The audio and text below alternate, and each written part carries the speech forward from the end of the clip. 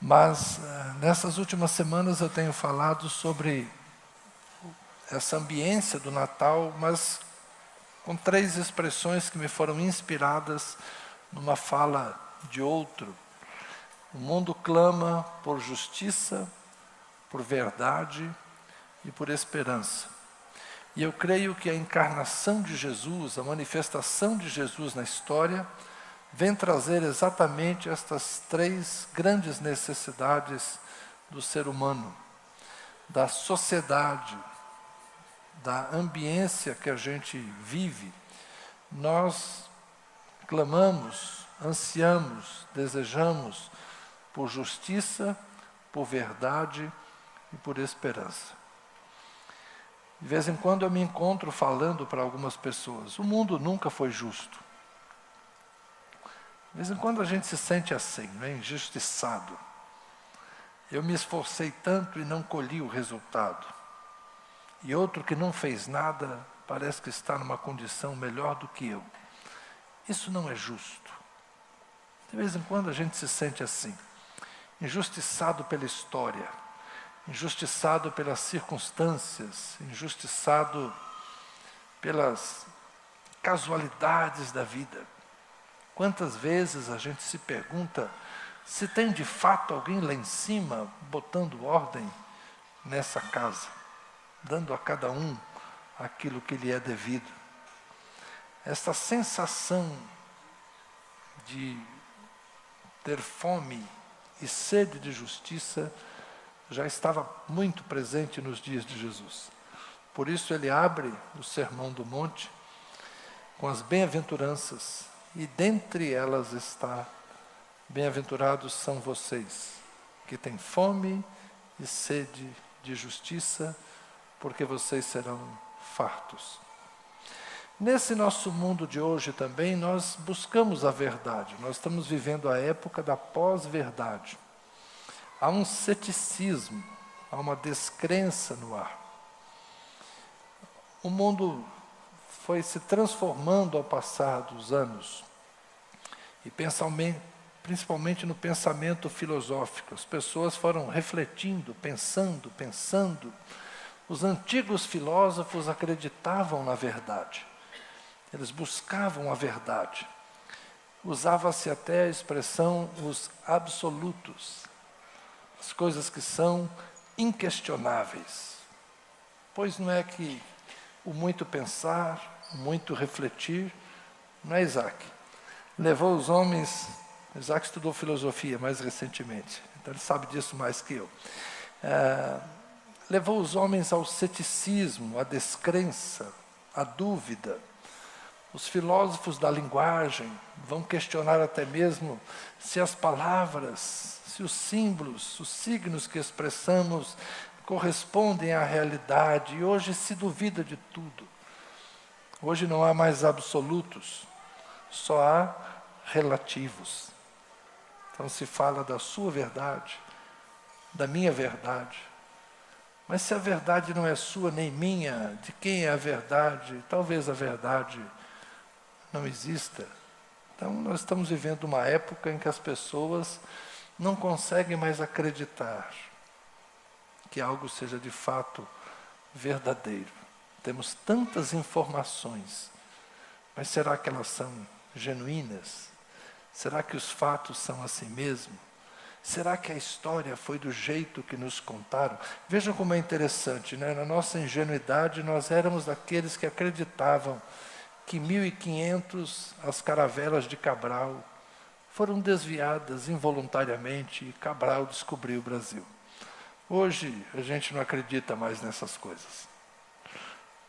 Enfim, e Dom Pedro I, quando disse lá, independência ou morte, também isso não é verdade. E aí quando o quadro que está lá no Museu do Ipiranga, aquela cena também nunca aconteceu. Vocês estão entendendo o que eu estou falando? Todas aquelas coisas que lá atrás, eu quando era menino, eu recebia como informação, foi assim. Hoje o professor de história, para uma classe de alunos de 1º grau, ele já diz, dizem que foi assim, mas não foi assim. É o mundo de hoje. Os nossos jovens estão sendo educados nesse novo pensamento, nessa nova realidade. Pensamento da dúvida, muito mais do que da certeza. Mas o mundo também precisa de esperança. E hoje a gente tem uma palavra mais refinada para isso. A gente fala em utopias. As utopias. Utopia é uma ilha inventada por um escritor inglês, Thomas More. Ele imaginou uma sociedade perfeita que vivia numa ilha e deu o nome a essa ilha de Utopia. É um livro, é uma fábula. Esse lugar não existe. Mas por conta desse conto, por conta desse texto, dessa imaginação interessante de Thomas More, utopia se tornou um termo que representa exatamente estes sonhos inalcançáveis. E esses dias eu me encontrei conversando com alguém sobre a necessidade que temos das utopias. São as utopias que nos fazem caminhar. A gente sonha com uma sociedade perfeita. A gente sonha com a família perfeita. A gente sonha com o casamento perfeito. A gente sonha com um emprego onde vamos nos sentir totalmente realizados. A gente sonha com os filhos perfeitos. A gente sonha com uma fé, uma religião, com uma igreja perfeita. A isso nós chamamos de esperança. Mas eu gosto de pensar que são as nossas utopias. Não existe o ser humano perfeito. Não existe o casamento perfeito. Não existe a família perfeita. Não existe a cidade perfeita. Não existe o país perfeito. Não existe a igreja perfeita. Ora, então por que a gente continua tentando?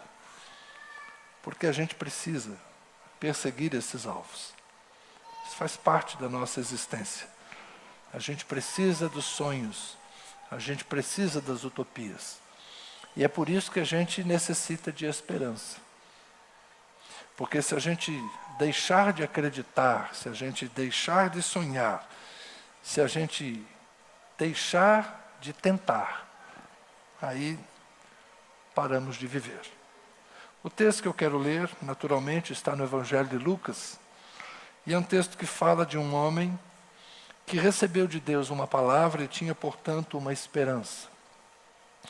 Ele estava no templo, quando o Senhor Jesus, aos 40 dias do seu nascimento, foi levado a Jerusalém para ser apresentado.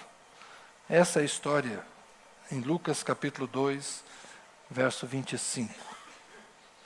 Em Jerusalém havia um homem chamado Simeão. Este homem era justo e piedoso e esperava a consolação de Israel. Olha que lindo. Esperava a consolação de Israel.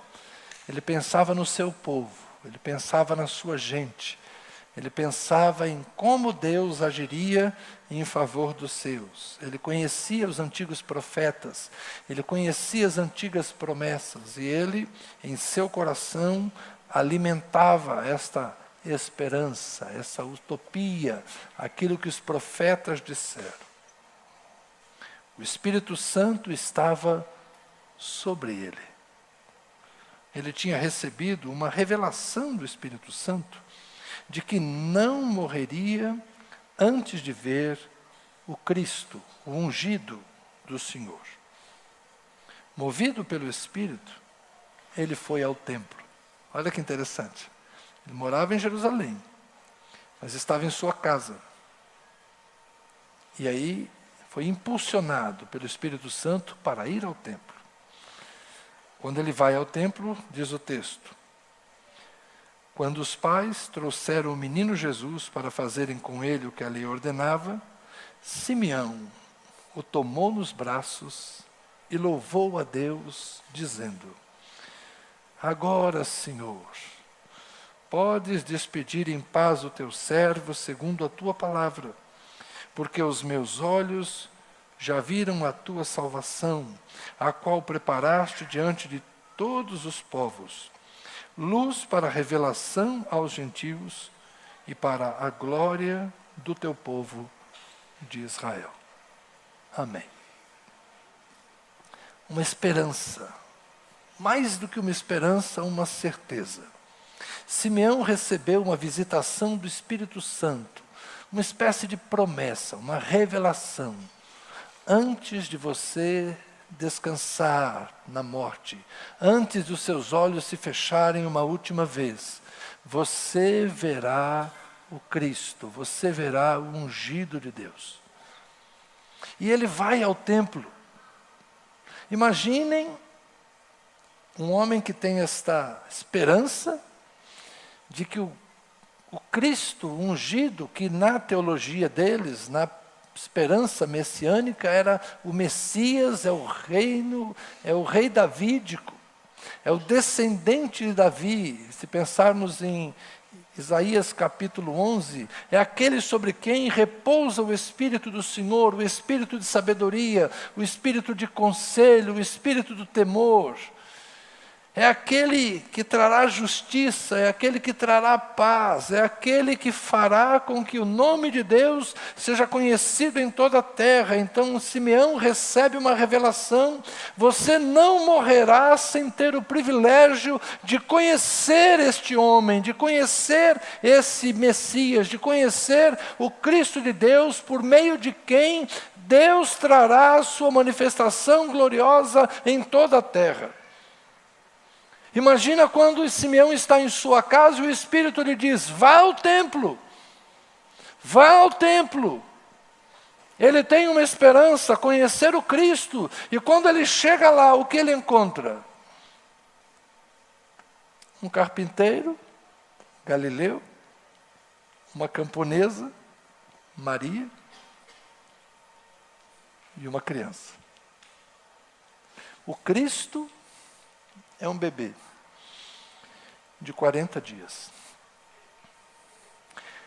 O que Simeão vê? Aquilo que ainda não existe. O reino, o poder, a glória. Não é assim que oramos no Pai Nosso? Porque o reino, o poder e a glória são teus para sempre. Se ele tivesse ido ao templo na esperança de encontrar um homem forte, um valente, se ele tivesse ido lá para encontrar um sábio, mas o que ele encontra é um menino, uma criança. Mas ali está, na frágil criança de 40 dias, está a promessa, a esperança, está a justiça, está a verdade, está a paz. Nele habita a glória de Deus. Mas Simeão tem que crer. Ao tomar aquela criança nos braços, Simeão acredita que ali está o ungido de Deus. Mas Jesus não fez ainda nenhum milagre. Jesus não transformou água em vinho, não multiplicou pães e peixes. Jesus não andou sobre as águas, não curou leprosos. Jesus não ressuscitou Lázaro, nem proferiu seus sermões maravilhosos no monte, na planície, na praia. Não ensinou as parábolas, não explicou Moisés ou os profetas. Jesus ainda não morreu, Jesus ainda não ressuscitou. Todas estas coisas pelas quais hoje nós cremos em Jesus. Simeão tem em suas mãos apenas um menino. Ele teve fé, ele acreditou e orou: agora, Senhor, posso fechar meus olhos, posso descansar meus ossos cansados na sepultura, porque os meus olhos já viram a tua salvação. Naquele menino, Simeão viu todas as promessas redentivas de Deus se cumprindo. Simeão teve muita fé. Simeão creu, porque o Espírito Santo levou ao templo para ver o ungido de Deus, quando ele era apenas um menino. O Natal tem a ver com isso. Tem a ver com compreendermos que na manjedoura estava o rei de toda a terra. Na Palestina, na Galileia, na Judéia, naquela região tão humilde do Império Romano, ali estava o projeto de Deus para a redenção de toda a humanidade. Deus sempre teve prazer em revelar-se aos humildes e pequeninos e ocultar-se dos sábios e entendidos. Deus preferiu manifestar-se às coisas que não se davam valor, para se dar a conhecer aqueles que verdadeiramente o buscavam e ansiavam por Ele. É em Jesus que nós podemos projetar as nossas esperanças. É em Jesus que nós devemos construir os nossos sonhos, os nossos projetos, os nossos planos. Ainda que, de certa forma, certas coisas sejam embrionárias, elas estão em formação, estão em gestação. Mas nós temos que acreditar que vale a pena. Vale a pena acreditarmos em Jesus assim como Simeão acreditou. E nós hoje não somos tão diferentes. Nós precisamos acreditar na família perfeita. Ela ainda não está entre nós, mas ela está em formação. A família de Deus está sendo formada. Deus Pai, seus filhos, sob a condução do Espírito Santo, Deus está construindo a sua grande família. Gente de todo povo, língua, tribo, nação, sendo constituída como família de Deus. Os homens perfeitos, as mulheres perfeitas, nós ainda não os vemos por aqui, mas eles estão em formação. O caráter de Cristo está sendo moldado em nós. Cristo está sendo formado em nós, como escreveu Paulo aos Colossenses. Cristo em vocês, esperança da glória. Nós ainda não somos o que haveremos de ser. Como Simeão tinha uma criança que se tornaria, ao realizar a sua obra, o Cristo reconhecido por todos, ou por muitos pelo menos, nós também estamos nesse processo de formação. Homens e mulheres sendo formados à imagem e semelhança de Jesus. Com o nosso caráter sendo aperfeiçoado, com os nossos temperamentos e nossa maneira de ser sendo modeladas pelo Espírito Santo de Deus. Os nossos corpos, muitas vezes, envelhecendo, adoecendo, enfermando, cansando, mas o nosso espírito se fortalecendo, se revigorando. E parece de uma forma contraditória. Quanto mais vazios de nós mesmos, mais cheios de Cristo nos tornamos. E à medida que nós envelhecemos e o nosso ego se quebranta, Cristo vai se formando cada vez mais em nós. Não que isso não possa acontecer com jovens, pode acontecer em qualquer momento da história. Mas quem já viveu mais décadas como eu, percebe que esse é um processo que nunca termina.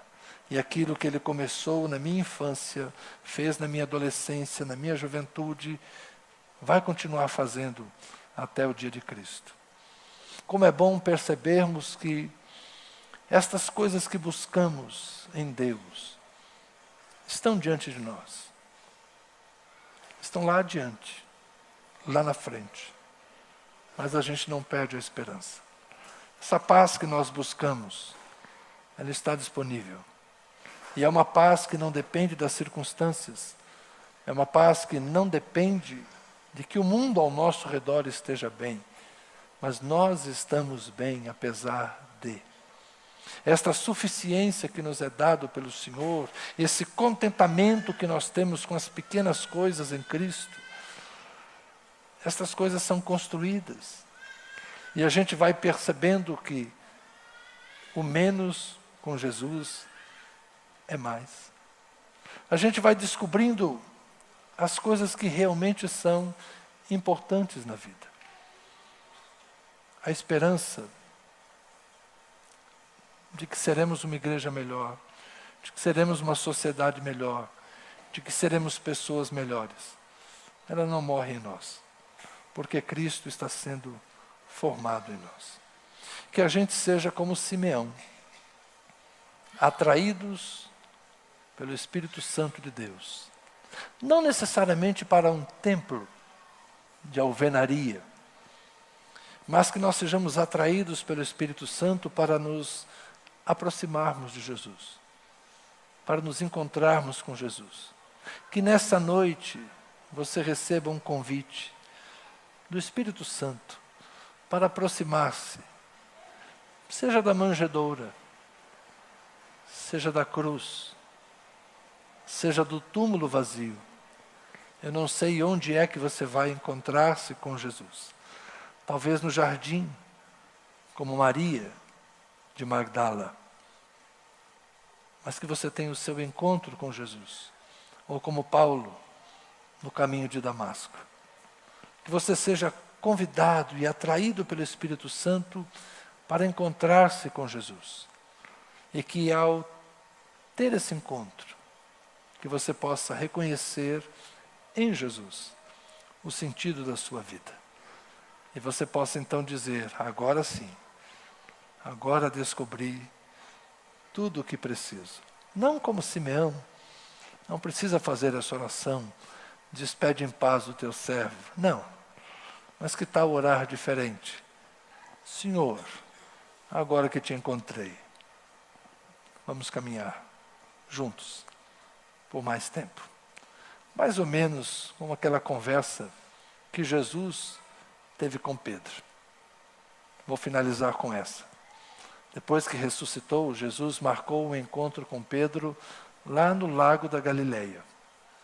E eles se encontraram. Pedro estava no barco pescando com outros 6 discípulos e Jesus apareceu na praia. João olhou e falou, é o Senhor. Pedro então pulou do barco, foi lá, encontrou-se com Jesus e eles tiveram uma conversa. Naquela ocasião, Pedro havia negado Jesus 3 vezes, vocês conhecem a história. Jesus perguntou 3 vezes para Pedro, você me ama? E por 3 vezes Pedro respondeu, Senhor, tu sabes que eu te amo. Então eles se reconciliaram ali. E aí Jesus disse para Pedro, Pedro, hoje você é novo, você é forte, você vai aonde quer. Quando você for velho, vão te levar para onde você não quer ir. E aí o autor do Evangelho, que é João, escreve, isso Jesus disse referindo-se à morte com a qual Pedro honraria Jesus. O Evangelho foi escrito depois da morte de Pedro, e a gente sabe que Pedro morreu por causa do Evangelho. Mas o que eu quero destacar é que Jesus disse para Pedro, quando você for velho. Pedro, então, teve a oportunidade de entregar a sua vida a Jesus, dizer que amava Jesus e viver o restante da sua vida a serviço de Jesus. Eu espero que hoje você tenha esta oportunidade de encontrar-se com Jesus e de dizer a Ele que o ama, para que daqui para frente a sua vida possa ser considerada em comunhão com Jesus. E como eu envelheci andando com Jesus, você que é jovem tem esse privilégio. Você, João, e tantos outros que estão aqui, os feitosas de 1,90 m, que vocês envelheçam com Jesus. E tantos outros que estão aqui, moços e moças, Bárbara, Bruna, que vocês envelheçam por muitos anos caminhando com Jesus. Ele não se apartará de vocês. Não se apartem dele. Façam dele a vossa esperança, façam dele a vossa melhor escolha. Como Simeão, que encontrou-se com Jesus e disse: Senhor, encontrei e conheço agora a tua salvação. Que cada um de nós esta noite possa fazer esta mesma oração. Eu conheço e recebo a salvação do meu Deus em Cristo Jesus. Seja Ele o menino, seja Ele o crucificado, seja Ele o glorificado. Todos são a mesma pessoa. Vamos orar. Senhor Jesus, o que dizer do Senhor que nos amou antes que houvéssemos nascido, que orou por nós antes que existíssemos, que se importou conosco, a ponto de dar a sua vida em nosso favor. Como agradecer tanto amor, tanta entrega. Senhor, que nós possamos, ao menos, crer, nos tornarmos homens e mulheres que têm fé, e por causa da fé sustentam a esperança de que seremos santificados quanto mais andarmos contigo, seremos aperfeiçoados quanto mais nos relacionarmos contigo, seremos glorificados se permanecermos fiéis até o dia de Cristo. Senhor, hoje somos uma congregação aqui reunida, gente que te conhece há muito tempo e gente que talvez não te conheça. Gente que já te serve, te ama e compreende estas coisas que falei. E talvez alguns que estão tentando ter a sua experiência mística, o seu encontro contigo. Oro, Senhor, para que com bondade, com misericórdia, o Senhor se revele a cada um de nós. Que o Senhor nos alcance na medida da fé que cada um de nós dispõe no coração, na medida da compreensão que cada um de nós é capaz de ter essa noite. Das crianças aos anciãos mais idosos, que cada um de nós receba uma porção da revelação do Espírito Santo, para discernirmos, Senhor, que Cristo está entre nós, que Cristo está vivo não apenas nos céus, mas que Cristo está vivo entre nós. E que Jesus é sim a nossa esperança. A esperança de participarmos da glória eterna. A esperança de participarmos da vida no Espírito. A esperança de nos envolvermos no reino de Deus. A esperança de recebermos justiça, mas também de sermos justos. A de termos paz no coração, mas também sermos agentes pacificadores nesse mundo. A esperança, Senhor, de sermos curados das nossas mazelas, dores, marcas, feridas, mas igualmente sermos instrumentos de cura para outros. A esperança, Senhor, de que o nosso pão não nos faltará, mas que também sobejará para que repartamos com outros. A esperança, Senhor, de sermos uma igreja, um povo santo, adquirido, sacerdotal, para cumprir a missão que o Senhor designou para nós. A esperança de sermos a igreja de Deus, a esperança de sermos povo santo e diferenciado.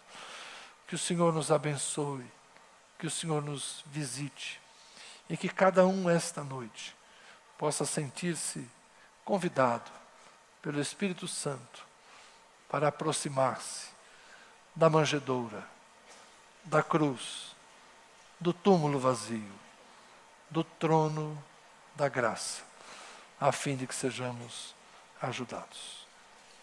Amém. Amém. Graças a Deus. Irmãos, nós vamos ter a cantata do coral, mas permitam-me antes dar apenas os avisos que temos desta semana, porque depois da cantata a gente já vai ficar bem animado e a gente já encerra com ela, tá bom? Nós teremos esta semana, entre Natal e Ano Novo, não teremos atividades no Natal, mas amanhã nós teremos a reunião de oração, que normalmente acontece na terça, e a reunião dos homens, que normalmente acontece na quinta. Nós estamos convidando todos para que venham, se quiserem, para no cenáculo termos a nossa reunião de oração, tá bem? Então ela não será na terça e o culto dos homens não será na quinta. Todos estão sendo convidados para orarmos amanhã, segunda-feira à noite, às 20 horas, tá bem? No dia de Natal não teremos nenhuma atividade aqui no templo, voltaremos no próximo domingo, culto matinal e culto noturno, 9 da manhã, 19 horas. E no culto de virada de ano, aí sim, teremos dia 31 para o dia 1º, terça para quarta, é isso? Ou quarta para quinta, eu sempre me atrapalho. Terça para quarta, né? Então nós teremos, na virada de 31 para 1º, o culto das 22 à meia-noite. Teremos a ceia de Ano Novo. Bota aí, se tem um slide aí, bota aí. A ceia de Ano Novo, por favor. Nós precisamos preparar a ceia para aqueles que se inscreverem, para aqueles que pagarem. Então nós pedimos a vocês que definam os que vão participar do jantar de Ano Novo, portanto, depois do culto à meia-noite, nós todo ano fazemos isso. Então, os que forem participar, por favor, façam a sua inscrição, façam o seu pagamento. Na verdade, você vai fazer o pagamento e mandar o comprovante, e nós faremos a lista. Eu imagino que nós deveremos atender em torno de 150 pessoas. Então, nós pedimos a vocês, por favor, que se antecipem, comuniquem os que vão participar, para que a gente se organize adequadamente. Nas redes sociais, nós já disparamos a arte com o telefone, mas lá no hall de entrada, o pessoal da recepção tem o número, tem a maquininha de cartão, a gente está preparado para receber os nomes e organizarmos a nossa ceia de Ano Novo. Ficou claro? Então, a ceia de Ano Novo é para quem se inscrever até o próximo domingo. Então, vocês têm uma semana para resolver. Ok? Esqueci alguma coisa? Não? Então, mais uma vez, as boas-vindas aos que vieram participar da cantata. É bom ver alguns de volta aqui, né, Marcial? Até que enfim, né, apareceu, né? Mas é o seguinte, os antigos da casa, os novos da casa, todos são bem-vindos. Agora eu saio de cena e o coral entra.